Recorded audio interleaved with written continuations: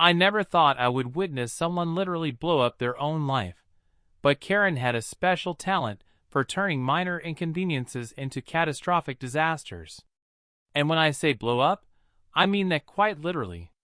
Let me take you back to where this all started, in our quiet suburban neighborhood of Maple Ridge Estates, where the grass was always precisely 2.5 inches tall, and the HOA president made sure everyone knew it. My name is irrelevant to this story, but what matters is that I had recently moved into this pristine little community after selling my consulting firm. I was looking for peace, quiet, and a place to enjoy my early retirement. What I got instead was Karen Hendricks, HOA president and self-appointed neighborhood guardian. Karen was the kind of person who measured your mailbox height with a tape measure and cited violations if it was 3/4 of an inch too tall. She drove a white SUV with a custom license plate that read, HOA Boss, which should have been my first red flag. The first time I met Karen was during my second week in the neighborhood. I was unloading some boxes from my car when she appeared seemingly out of nowhere, clipboard in hand, designer sunglasses perched on her nose despite the overcast sky. Before we continue, if you are enjoying this tale of suburban chaos, make sure to smash that like button and subscribe to KarenEatWorld. Trust me, you won't want to miss what happens when this HOA president meets her match. Now, back to the story. Hello. I am Karen Hendricks, president of the Maple Ridge Estates HOA, and I could not help but notice that your moving truck has been parked in front of your house for over 48 hours.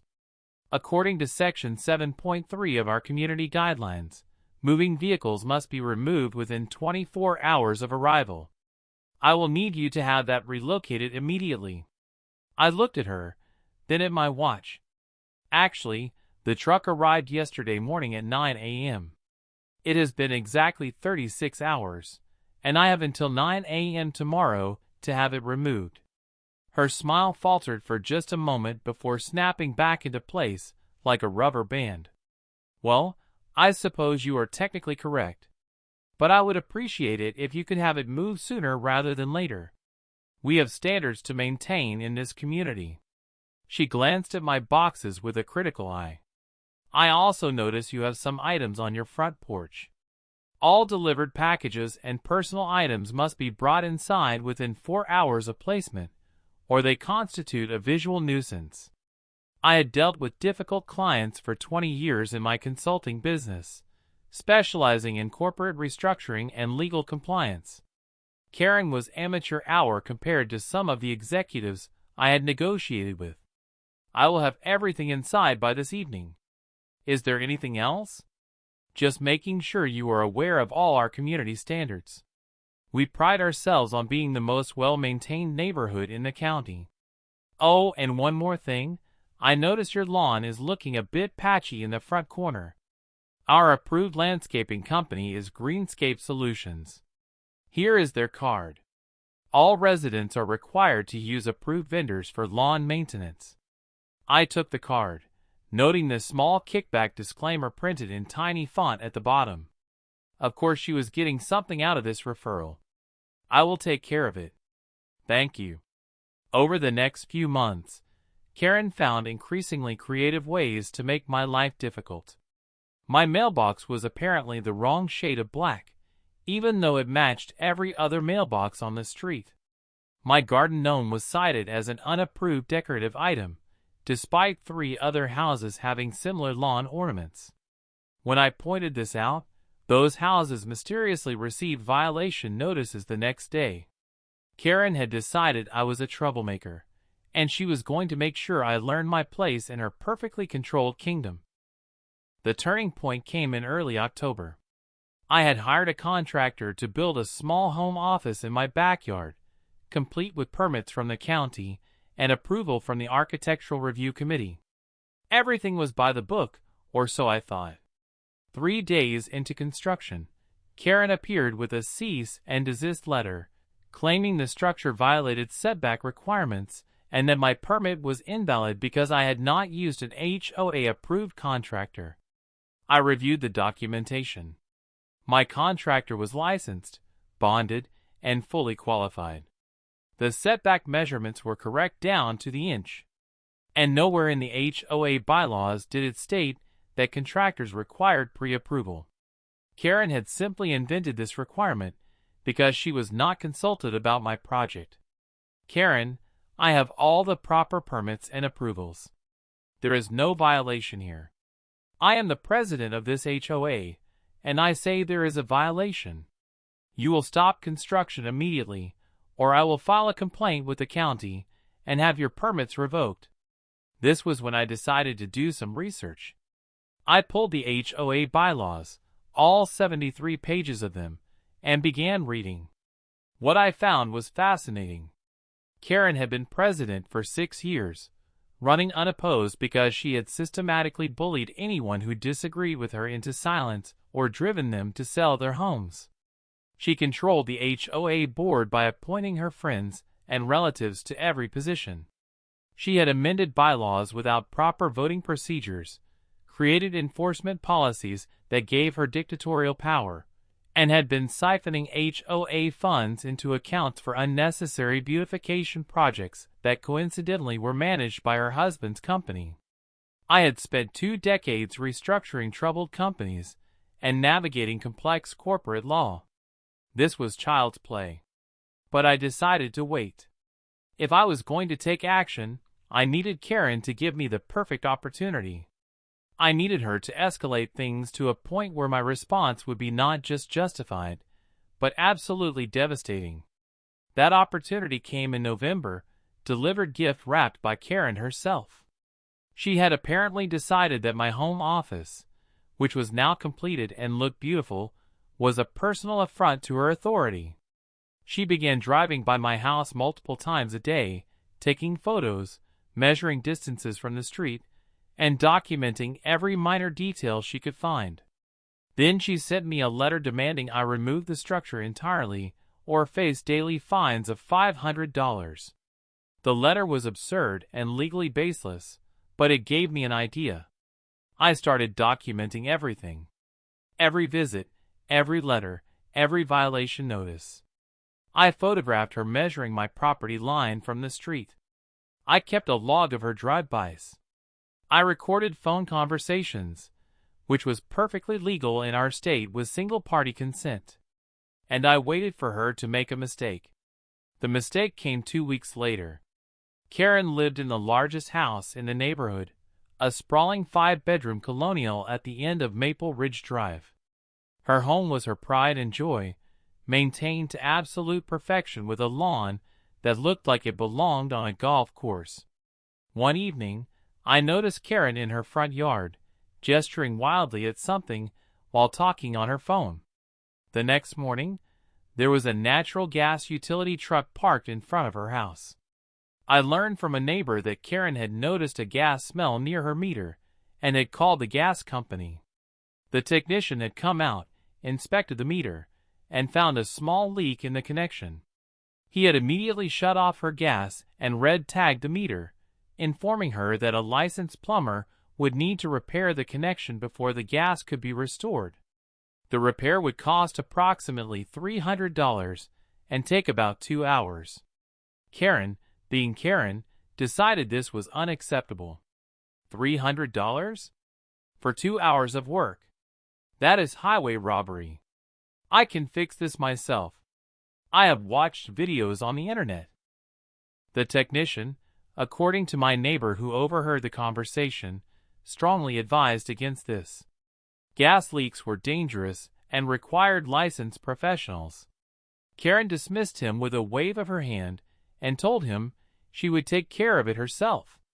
The technician documented her refusal of service and left, having done his due diligence by shutting off the gas and warning her of the dangers. Now, I should pause here to mention something about myself. Before I started my consulting firm, I actually worked for several years as a safety inspector for industrial facilities. I had extensive training in hazardous materials, gas systems, and emergency protocols. When I heard through the neighborhood grapevine what Karen was planning, every alarm bell in my head started ringing. But I also saw an opportunity not to cause harm, but to let Karen face the natural consequences of her own actions while ensuring no one else would be hurt. I called the gas company and spoke with a supervisor, explaining the situation. I provided my credentials and expressed my concern that Karen might create a dangerous situation. The supervisor thanked me and noted the concern in their system and assured me they would follow up. I then called the fire marshal's office and filed a formal safety complaint, again using my credentials to ensure it was taken seriously. Finally, I contacted my friend David, who happened to be a lieutenant with the county fire department, and gave him a heads up about the potential situation. "You are telling me this woman is planning to repair a natural gas leak herself with no training or licensing?" David sounded incredulous. "That is exactly what I am telling you. I have done what I can through official channels, but I wanted you to be aware in case something happens. I appreciate the call. We will keep an eye on the situation." 3 days later, on a Saturday morning, I was in my beautiful new home office, reviewing some investment portfolios on my laptop, when I heard Karen's voice from across the street. She was talking to her husband, Jerry, who seemed less than enthusiastic about whatever she was planning. "Jerry, I told you. I watched 3 videos about this. All we need is a pipe wrench and some sealant tape. We will have the gas back on in an hour and save $300. Karen, maybe we should just call a plumber. This seems dangerous." "Dangerous? It is just pipes and fittings. How hard can it be? Men have been doing this for years, and if they can do it, so can I. Now hand me that wrench."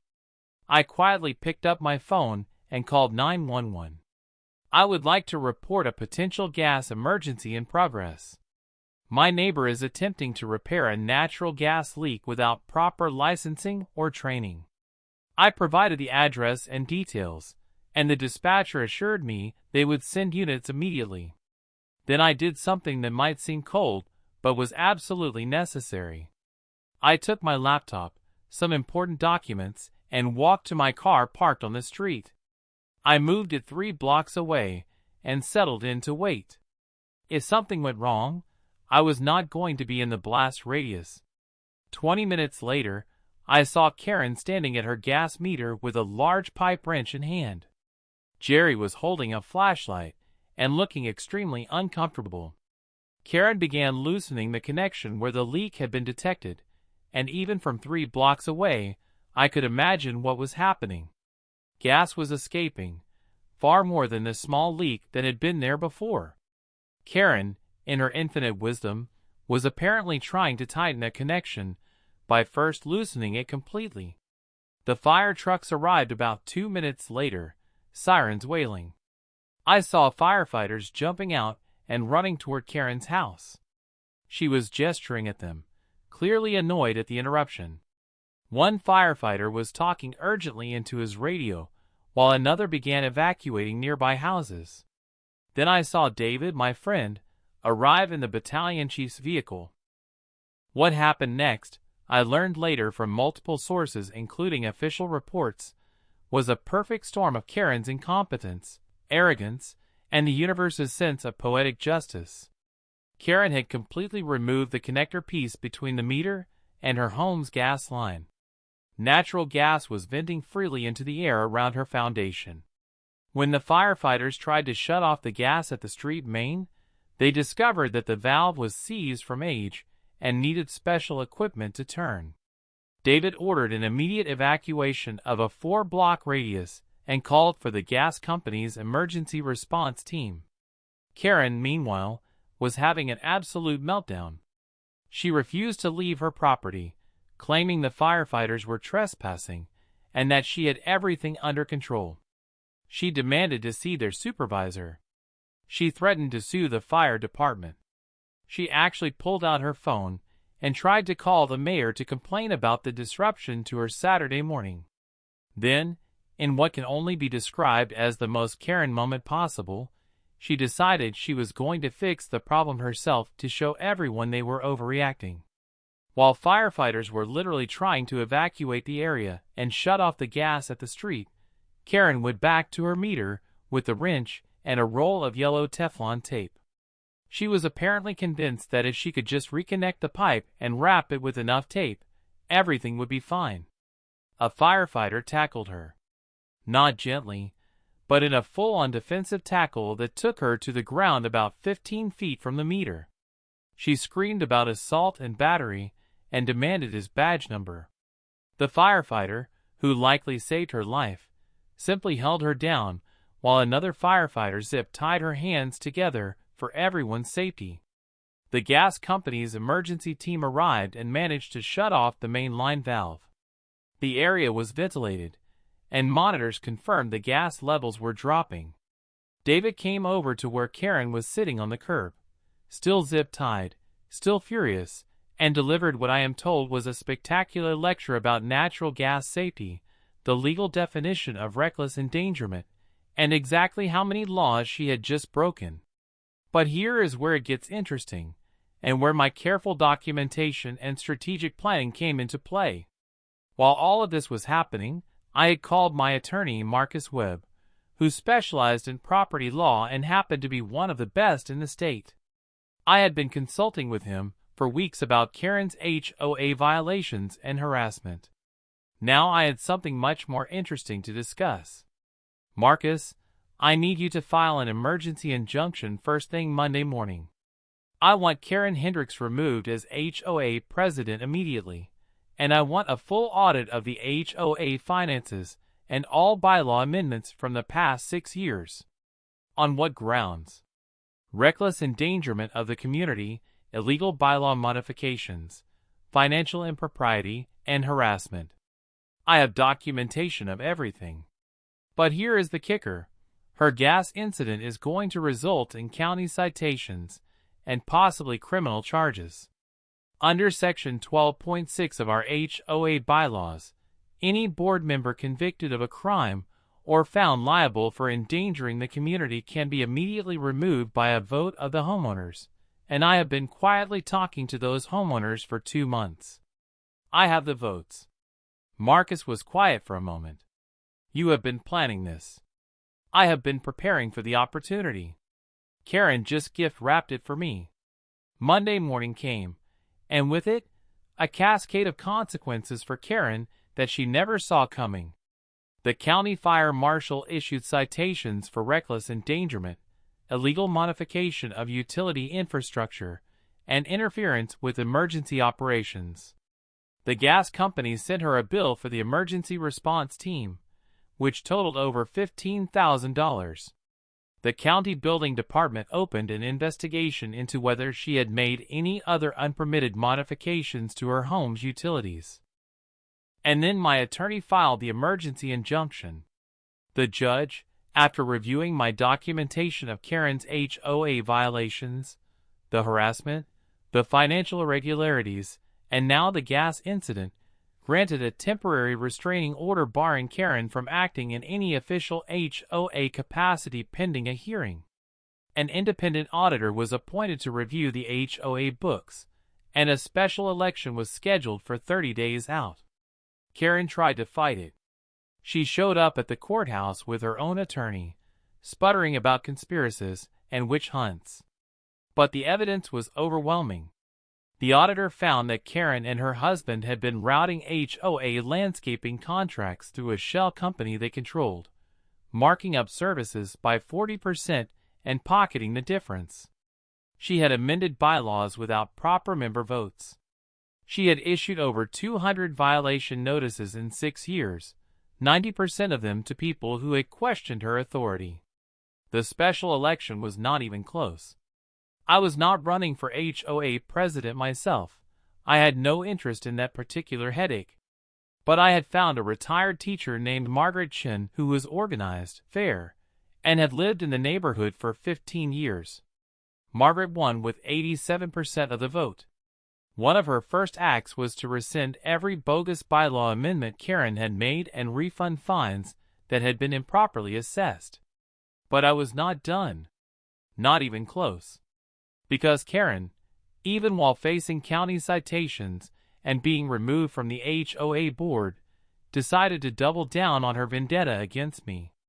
She filed a lawsuit claiming I had made a false report to 911 about her gas leak, that I had orchestrated a conspiracy to remove her from her position, and that I had defamed her character. The lawsuit was absolutely frivolous and would never survive a motion to dismiss, but it gave me the final piece I needed. I countersued. Not just for the harassment and the frivolous lawsuit, but for every single documented violation of my rights as a homeowner. I sued her personally, not the HOA, because she had been acting outside her authority when she issued most of the violations. My attorney Marcus brought in experts on HOA law, property rights, and civil harassment. We documented every threatening letter, every baseless fine, every time she had trespassed on my property to take measurements and photos. The discovery phase was beautiful. Karen had to turn over all her HOA records, all her personal correspondence about me, everything. What we found was even worse than I had imagined. She had been coordinating with other HOA board members, all her appointees, to specifically target me and several other homeowners she viewed as troublemakers. She had discussed ways to force us to sell our homes. She had joked about making our lives so miserable we would leave the neighborhood. All of that went into our court filings. And then I did something that Karen never expected. I bought the house next door to her. It had been on the market for months, overpriced, and in need of renovation. I paid cash, 15% over asking, and closed in 3 weeks.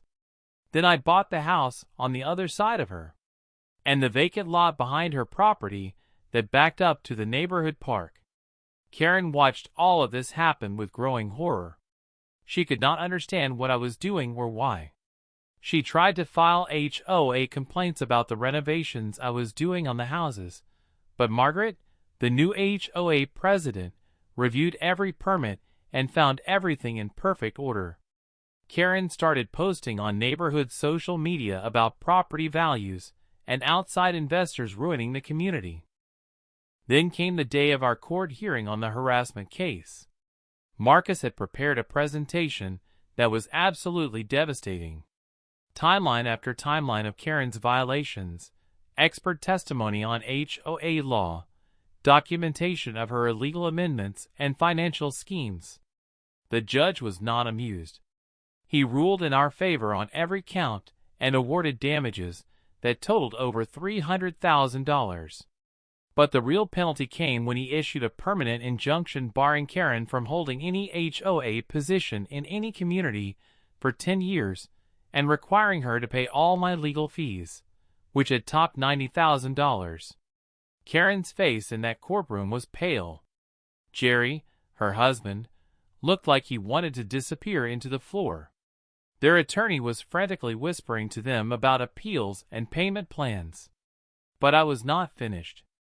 As we left the courtroom, Marcus handed Karen's attorney an additional set of papers. "What is this?" Karen's attorney looked confused. "Notice of intent to develop. My client owns 3 properties adjacent to your client's home. He is exercising his legal right to develop those properties according to county zoning regulations." Karen snatched the papers and read through them, her hands shaking. Her face went from pale to red to purple. "You cannot do this. This is completely legal," Marcus said calmly. "Your client is welcome to review the permits and zoning approvals. Everything has been filed properly with the county. What I had done was this. The 2 houses I had bought, I was converting into rental properties. But not just any rental properties. Under county zoning, as long as properties met certain requirements, they could be registered as transitional housing for up to 8 unrelated adults. I had partnered with a non-profit organization that helped people recovering from addiction get back on their feet. The houses would provide clean, safe, supportive housing for people working to rebuild their lives. It was completely legal. The nonprofit was licensed and respected. The houses would be well maintained and managed by professional staff. There was absolutely nothing Karen could do to stop it. And the vacant lot behind her house? I was donating that to the county parks department to be developed as a community dog park, complete with a memorial bench dedicated to responsible community leadership. Karen stood there in the courthouse hallway, reading and rereading the development notices. She understood exactly what I had done. Her precious property value, the thing she had obsessed over and used to justify her tyrannical behavior, was about to take a hit. Not because I was doing anything wrong or illegal, but because she would now live next door to exactly the kind of diverse and perfect community that her narrow-minded worldview could not tolerate. And there was absolutely nothing she could do about it.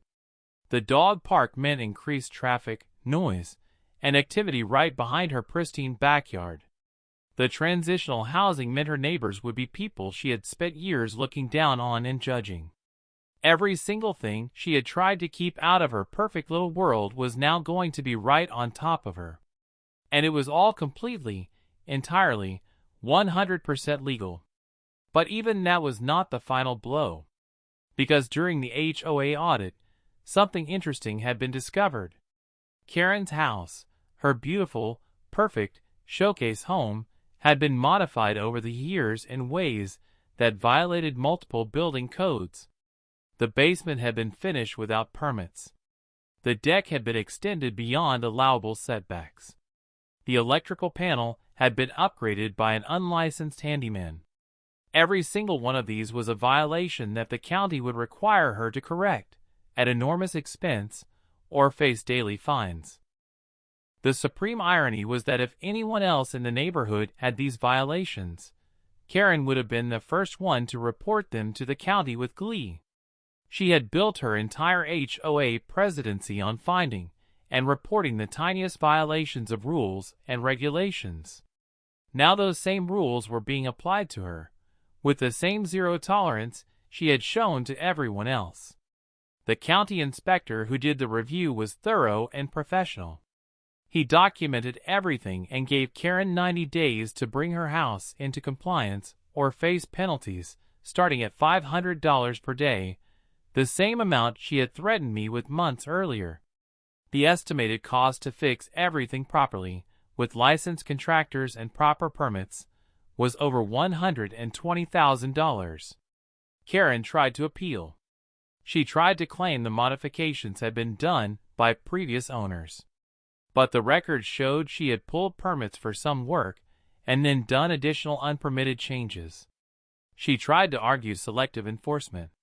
But the county showed that the inspection was triggered by the gas incident and the discovery during the HOA audit, both completely legitimate reasons. She tried to refinance her house to pay for the repairs, but the court judgment and pending county violations tanked her credit.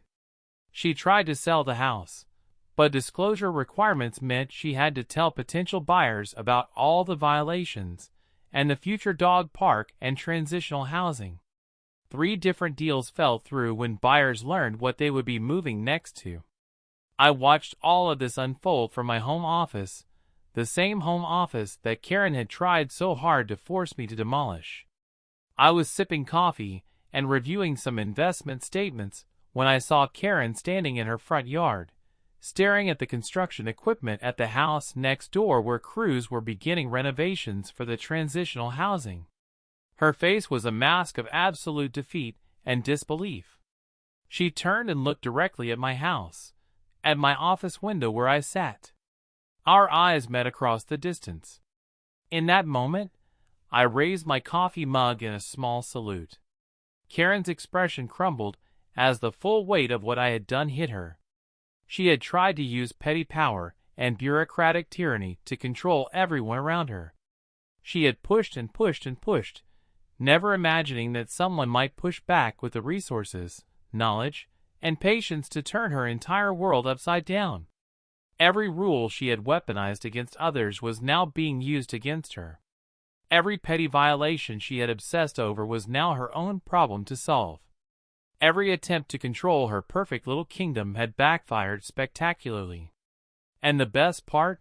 The absolutely beautiful cherry on top of this revenge sundae was that I had not done a single illegal thing. Every action I took was completely above board, properly permitted, and in full compliance with the law. Karen had spent years trying to force me out of the neighborhood by making my life miserable. Instead, I had made it impossible for her to stay.